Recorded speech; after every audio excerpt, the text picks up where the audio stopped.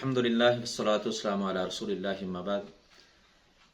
رسول اللہ صلی اللہ علیہ وسلم نے فرمایا من صام رمضان ایمانا واحتسابا غفر له ما تقدم من ذنبه۔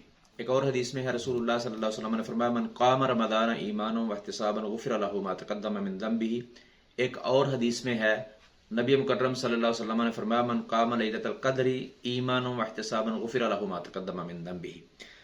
آپ نے فرمایا جو بندہ رمضان کے روزے رکھتا ہے ایمان اور احتساب کے ساتھ اس کے پچھلے سارے گناہوں کو معاف کر دیا جاتا ہے، اور جو بندہ رمضان کی راتوں کا قیام کرتا ہے ایمان اور احتساب کے ساتھ اس کے سارے گناہوں کو معاف کر دیا جاتا ہے۔ اور آپ نے فرمایا جو بندہ قیام کرتا ہے لیلۃ القدر کا ایمان اور احتساب کے ساتھ اللہ تعالیٰ اس کے پچھلے سارے گناہوں کو معاف کر دیتے ہیں۔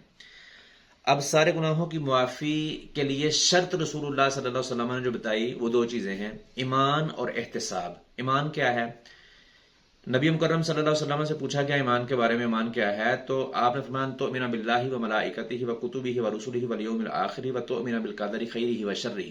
یہ 6 چیزیں رسول اللہ صلی اللہ علیہ وسلم نے گنوائی کہ ان پر عمل کرنا، ان کے مطابق اپنی زندگی کو بنانا، یہ ایمان ہے۔ احتساب کیا ہے؟